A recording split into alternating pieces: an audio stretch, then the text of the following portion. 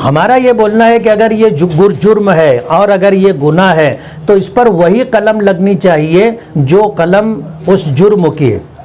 आप जो है दूसरों का किया कराया रहमान शाह पहलवान के सर पर, डॉक्टर रईस रिजवी के सर पर, कारी हारून के सर पर, यूसुफ इलियास के सर पर, मुस्तकीम डिग्निटी के सर पर डालेंगे तो ये चीज़ गलत है। हम कश्मीर में नहीं है। आप जिस तरह रात के अंधेरे में 3 साढ़े 3 बजे लोगों के घरों पर कॉम्बिंग ऑपरेशन कर रहे हैं, पूरे शहर के अंदर खौफ का माहौल है। हर संजीदा आदमी सोच रहा है कि पुलिस ये कार्रवाई क्यों कर रही है। खुद पुलिस डिपार्टमेंट की तरफ से, ऑफिसरान की तरफ से ये बयान आया है कि जिन तंजीमों और इदारों की तरफ से बंद का ऐलान किया गया था वो लोग निवेदन दे करके अपने अपने घरों पर, अपने अपने ठिकाने तक वापस जा चुके थे। शहर में कुछ लोगों ने बाकायदा प्लानिंग के तहत कुछ इस तरह की हरकत की जिसकी वजह से शहर के हालात बिगड़ने लगे।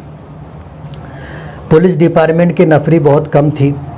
मालेगांव में बहुत सारे पुलिस मित्र कहो या शहर के अमन व अमान के ख़्वाह अफराद कहो, पुलिस डिपार्टमेंट की वो मदद करते रहे। हमने ये देखा और अपने कानों से सुना कि हंगामा करने वाले जो 150 बच्चे थे उससे ज़्यादा उनको समझाने वाले लोग थे। और इस बात को पुलिस डिपार्टमेंट भी अच्छी तरह महसूस करता है और इस बात को जानता है। हमें तो ये खबर मिली है कि ये प्रोग्राम करने के लिए बाकायदा बच्चों को तैयार किया गया था। बच्चों को कुत्ता गोली खिला करके उनको टारगेट दिया गया था। सहारा हॉस्पिटल के पास वहाँ पत्थर वगैरह थे नहीं, पत्थर बाकायदा ला करके वहाँ डाला गया था और ये बात पुलिस डिपार्टमेंट को पता है। लेकिन उसके बावजूद पुलिस डिपार्टमेंट जो असल आरोपी हैं उनके खिलाफ कोई कार्रवाई ना करते हुए शहर के वो अफराद जो मुख्तलिफ़ तंजीमों के ज़िम्मेदार हैं, रज़ा एकेडमी के ज़िम्मेदार हैं, सुन्नी मुश्तरका कमेटी के ज़िम्मेदार हैं, ऑल इंडिया सुन्नी जमीयतुल उलमा के ज़िम्मेदार हैं, ऑल इंडिया सुन्नी जमीयतुल उलमा के कारी हारून साहब हैं और रज़ा एकेडमी के रईस रिजवी साहब हैं। इसी तरह मुश्तरका सुन्नी तंजीम के ज़िम्मेदार यूसुफ इलियास साहब हैं, शाह बिरादरी के ज़िम्मेदार रहमान शाह पहलवान हैं और इसी तरह जनता दल सेकुलर के मुस्तकीम डिग्निटी है। ये वो शहर के ज़िम्मेदार अफराद हैं जिन्होंने अपना काम लॉ एंड ऑर्डर के दायरे में रहते हुए मुकम्मल कर लिया था, जिसका एतराफ़ आईजी साहब ने भी, पुलिस डिपार्टमेंट के आला ऑफिसरान ने भी किया।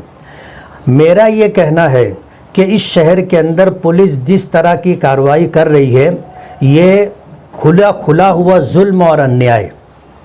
आपने इस बात को महसूस किया और जो FIR रजिस्टर की गई उसकी कॉपी जो सामने आई है उसमें ऐसी धाराएं डाली गई हैं जिसमें ज़मानत नहीं है। 353 का केस डाला गया है, 307 का केस डाला गया है, 395 की कलम लगाई गई है। इस तरह की जो धाराएं दी गई हैं इसमें जो लोग गिरफ्तार होंगे उनकी ज़मानत मुश्किल हो जाएगी। ऐसे हालात के अंदर पुलिस डिपार्टमेंट ने जो रवैया इख्तियार किया है वो रवैया नाकाबिले बर्दाश्त है। शहर के लोग इस बात को लेकर के बहुत ज़्यादा तशवीश में मुब्तला हैं कि पुलिस डिपार्टमेंट सबको एक लकड़ी से हाँक रहा है। तंजीमों के ज़िम्मेदारान को और इदारे के ज़िम्मेदारान पर भी यही सारी धाराएं लगाई गई हैं, जो धाराएं पत्थर फेंकने वाले, झाड़ फोड़ करने वाले और तांडव करने वाले और शहर के अंदर जो है पुलिस डिपार्टमेंट को तकलीफ़ देने वाले, अमन व अमान को बर्बाद करने वालों के ख़िलाफ़ लगाई गई है। ये कैसा इंसाफ है? जो लोग कानून के दायरे में रह कर के काम कर रहे हैं आप उनके ऊपर भी 307 की कलम लगा रहे हैं, आप उनके ऊपर भी 395 की कलम लगा रहे हैं, आप उनके ऊपर भी जो है 353 की कलम लगा रहे हैं, जबकि उन लोगों ने आपका सामना भी नहीं किया, अपने तौर पर आए चले गए। 395 और 353 और 307 का कलम कहीं भी उन पर नहीं लगता। पुलिस डिपार्टमेंट का जो रवैया है ये बिल्कुल गलत है। पुलिस डिपार्टमेंट का रवैया शहर वालों के हक़ में बिल्कुल ख़राब है। मैं ये कहना चाहूँगा कि हम कश्मीर में नहीं है कि 150 पुलिस की नफरी कल रात में रहमान शाह के घर पहुंची और उसको वहां से उठा करके लाए। उसका मानो जुर्म सिर्फ इतना है कि उसने जो है निवेदन देने के साथ जुमा की नमाज से पहले आ करके उसने एक बाइट दी है।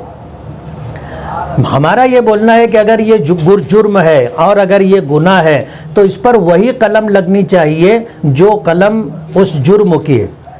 आप जो है दूसरों का किया कराया रहमान शाह पहलवान के सर पर, डॉक्टर रईस रिजवी के सर पर, कारी हारून के सर पर, यूसुफ इलियास के सर पर, मुस्तकीम डिग्निटी के सर पर डालेंगे तो ये चीज़ गलत है।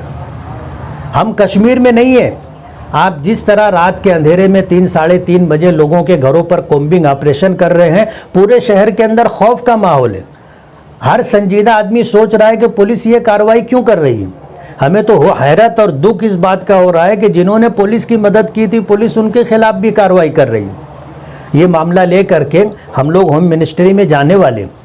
आज मैं होम मिनिस्ट्री को लेटर दे रहा हूं कि पुलिस डिपार्टमेंट जो है यहाँ पर जुल्म व ज़्यादती कर रही है और पुलिस डिपार्टमेंट का रवैया नाइंसाफ़ी पर मबनी है।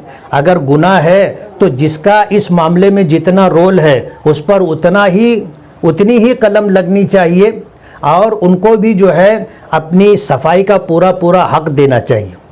आज जिस तरह का रवैया इख्तियार किया गया है, ये रवैया गलत है। सबको एक लकड़ी से हाँकना और ऐसी धाराएं लगाना जिसमें ज़मानत मुश्किल हो जाए और आदमी महीनों जेल में पड़ा रहे, ये बात बराबर नहीं।